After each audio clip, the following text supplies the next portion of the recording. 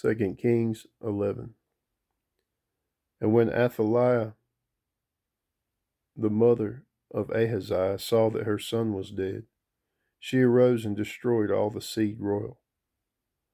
But Jehosheba, the daughter of King Joram, sister of Ahaziah, took Joash the son of Ahaziah, and stole him from among the king's sons, which were slain, and they hid him, even him and his nurse, in the bedchamber of Athaliah, so that he was not slain.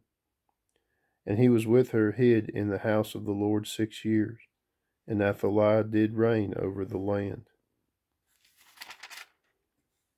In the 7th year, Jehoiada sent and fetched the rulers over hundreds with the captains and the guard, and brought them to him in the house of the Lord, and made a covenant with them, and took an oath of them in the house of the Lord, and shewed them the king's son.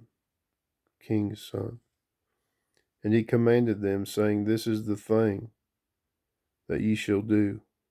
A third part of you that enter in on the Sabbath shall even be keepers of the watch of the king's house. And the third part shall be at the gate of Sur, and the third part at the gate behind the guard. So shall ye keep the watch of the house, that it be not broken down. And 2 parts of all you that go forth on the Sabbath, even they shall keep the watch of the house of the Lord about the king. And ye shall compass the king round about, every man with his weapons in his hand. And he that cometh within the ranges, let him be slain. And be ye with the king as he goeth out and as he cometh in. And the captains over hundreds did according to all things that Jehoiada the priest commanded. And they took every man his men that were to come in on the Sabbath, with them that they should go out on the Sabbath, and came to Jehoiada the priest. And to the captains over hundreds did the priests give King David spears and shields that were in the temple of the Lord.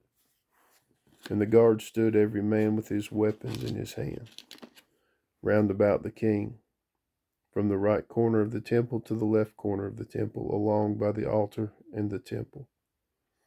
And he brought forth the king's son, and put the crown upon him, and gave him the testimony. And they made him king and anointed him. And they clapped their hands, and said, God save the king. And when Athaliah heard the noise of the guard and of the people, she came to the people into the temple of the Lord. And when she looked, and behold, the king stood by a pillar, as the manner was, and the princes and the trumpeters by the king, and all the people of the land rejoiced, and blew with trumpets. And Athaliah rent her clothes, and cried, Treason, treason.